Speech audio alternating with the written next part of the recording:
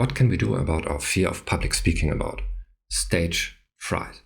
Hello and welcome to Communication Psychology. My name is Gerhard. I'm a psychologist from Hamburg, Germany, specialized in communication psychology in international, intercultural and multi-language contexts. You may have heard this, people fear public speaking more than their own death. Now, in the self-development literature, there are lots of claims. People use similar claims to sell services like public speaking training. And often those claims are based on some old newspaper article citing some obscure research that later cannot be substantiated. In this case, it's based on a Sunday Times article from 1973, citing a survey in America among adults, and people were presented with a list of fears and they could check which are their most common fears. There's a replication of this study published in 2012. You find the citation here in the comment sections. And researchers wanted to see if it can be replicated and if there's a change if you ask for the intensity of the fear. Now, what they successfully did is they replicated the original study. So people were presented with a list of, let me say, 14 common fears, and they could check what their fears are. And if you just counted how often fear of public speaking was mentioned, speaking before a group, so in the total, in the group of 815 participants, 61.7 answered speaking before a group. Then came financial problems, 54.8, and then only death, 43.2, loneliness, heights, insects and bugs, deep water, darkness, sickness, flying, elevators, driving, riding car, 4.2%, dogs, 3.1%, and escalators, 2.7%. And this is the same for men and women. So the women had a comparatively higher mention of public speaking, like 65.9%, the men 57.2%. Now, then participants were asked to choose their top 3 fears. And now, out of this list of 14, and now death is on top for the overall group. That is the overall group of men and women, and it's 20%, speaking before a group 18.4, financial problems 15. However, if you look at men and women separately, then yes, death is on top for women with 22.6, then comes speaking before a group with 18.3. But for men, it's the other way around, speaking before a group 19.4, death 17.2. So there are changes in perception of intensity. So it's a difference. If you ask how important is this fear relatively to you, but still there for men, the original claim holds quite well. Now, so it's not just a gimmick of communication trainers trying to sell your public speaking preparation courses. It's quite accurate that people are very much afraid of public speaking. Now, what can we do about this? Well, there's a big literature on this and lots of practical experiences.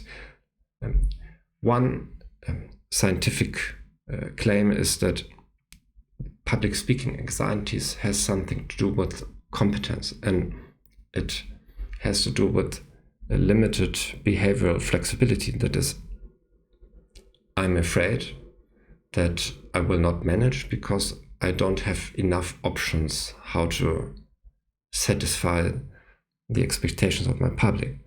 So if you take this, then it makes sense to engage in some kind of flexibility training. And here is where, according to my experience, many of us fall short, because especially in the countries where I'm most, which is I'm based in Southeastern Europe, in Moldova, and I give lectures in the region.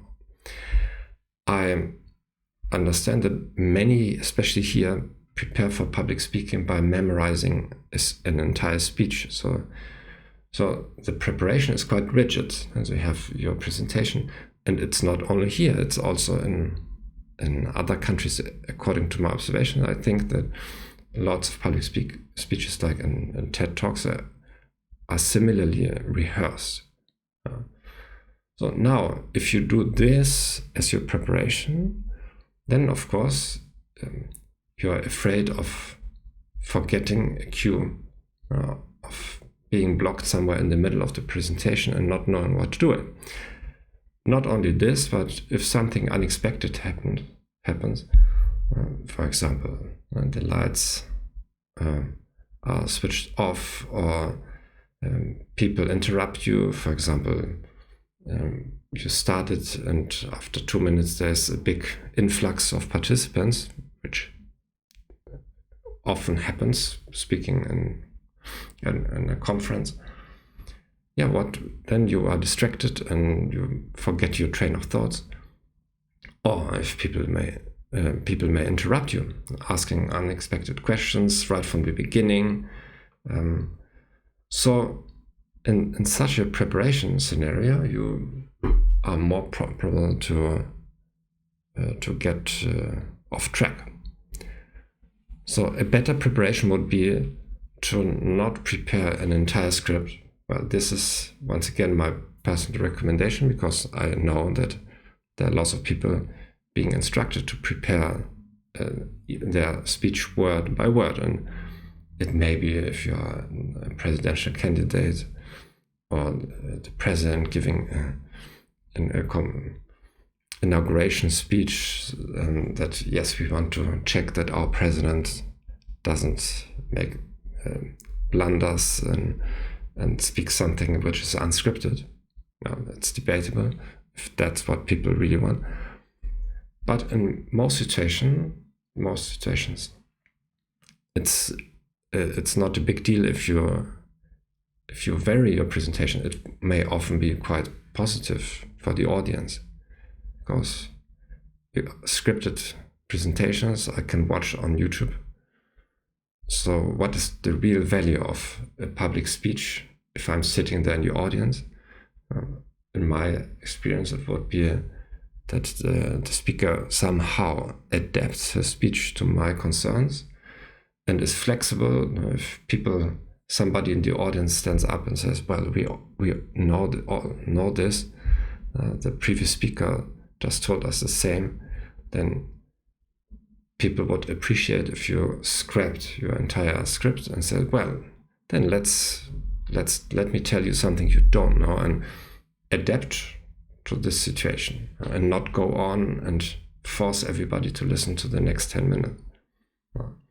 So what I would do is I would take themes in the presentation. So if you have some kind of script and you're moving from an initial story to a summary or an overview to different arguments, I would rehearse each stage of this presentation with as many variations as possible.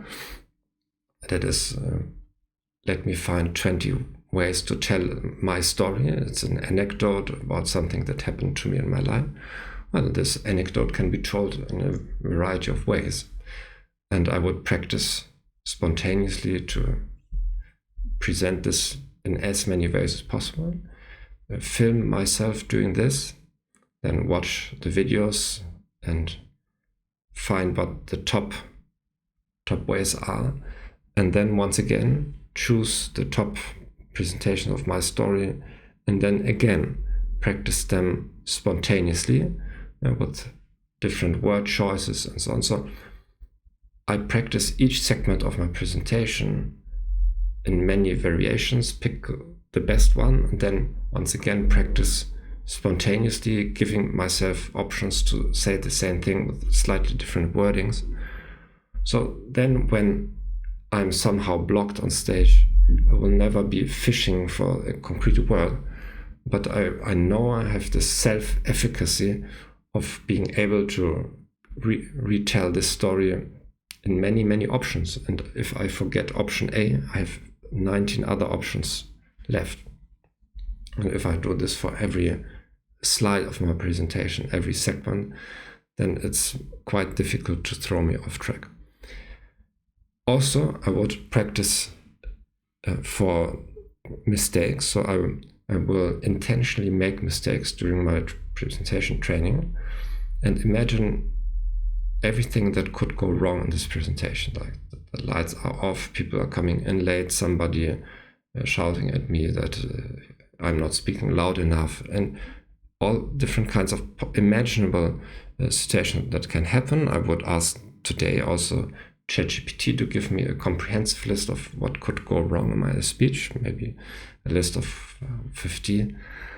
And then I would practice what I could say in such a situation, once again, with flexibility. And then I would pick an option. So if the lights are turned off, what is my most funny or most suitable option to say in such a situation? So I'm rehearsing for how to react if something goes wrong. If I mess up my presentation, what could I say after that? Now, what do you think? What are your tips for preparing public speeches? Please have a look at the literature and ask me any questions you have for the upcoming videos.